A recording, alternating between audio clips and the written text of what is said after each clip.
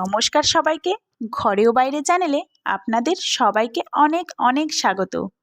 আজ আপনাদের জন্য আমি অনুষ্ঠান বাড়ির স্টাইলে বানানো দই কাতলা রেসিপি নিয়ে হাজির হয়েছি, যেটা আপনারাও বাড়িতে খুবই অল্প সময়ে এবং বাড়িতে থাকা কয়েকটি উপকরণ দিয়েই বানিয়ে নিতে পারবেন।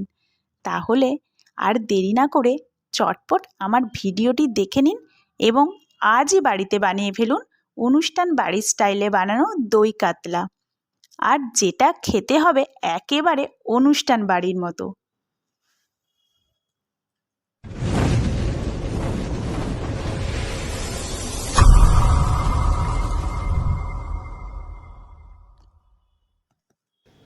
দই কাতলা বানানোর জন্যই আমি প্রথমে 3 টুকরো মাছ নিয়ে নিয়েছি, যেটাকে আমি অল্প লবণ, হলুদ এবং সামান্য সর্ষের তেল দিয়ে ম্যারিনেট করে নেব। মাছগুলিকে আমি ম্যারিনেট করে 5 থেকে 10 মিনিট রেখে দেব।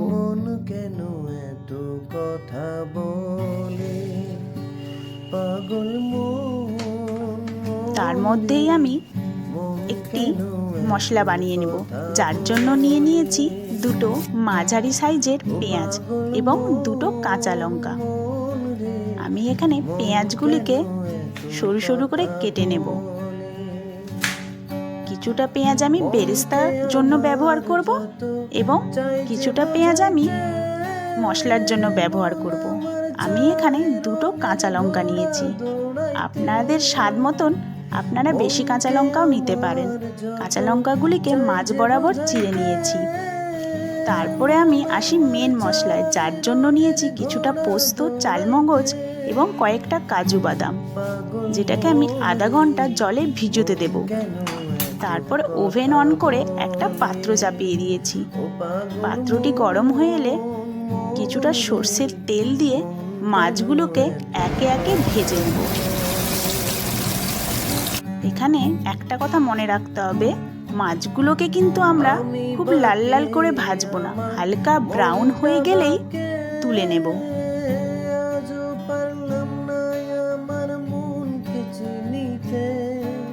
ওই তেলেই আমি সামান্য কিছুটা সর্ষের তেল দিয়ে বেরেস্তাটি তৈরি করে নেব।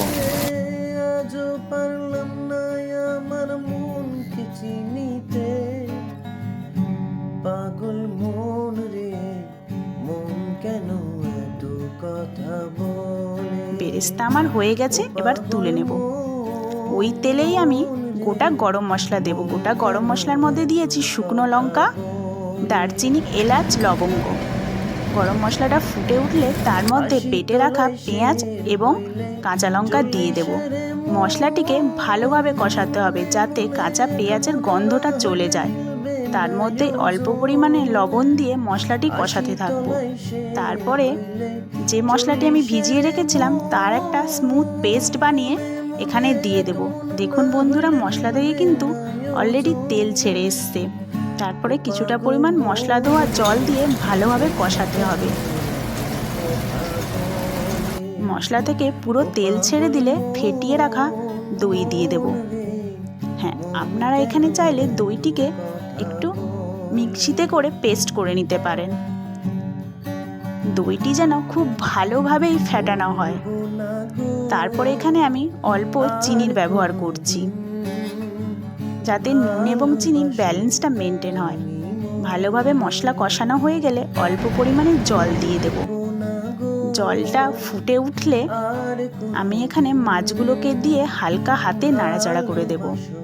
দেখুন বন্ধুরা, ঝোলটা কিন্তু ভালোই ফুটে উঠেছে। এরপর আমি এখান থেকে রোস্টেড কসুরি মেথি এবং কিছুটা বেরেস্তা ছড়িয়ে ভালোভাবে ঢাকা দিয়ে দেব।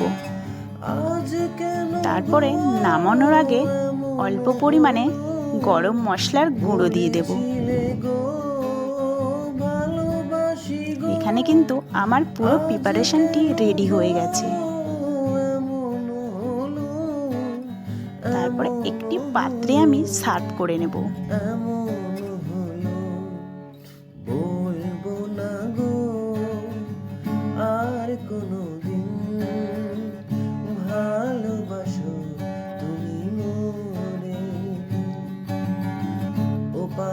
এখানে আমি উপর থেকে ডেকোরেশনের জন্য অল্প বেরেস্তা ছড়িয়ে দেব।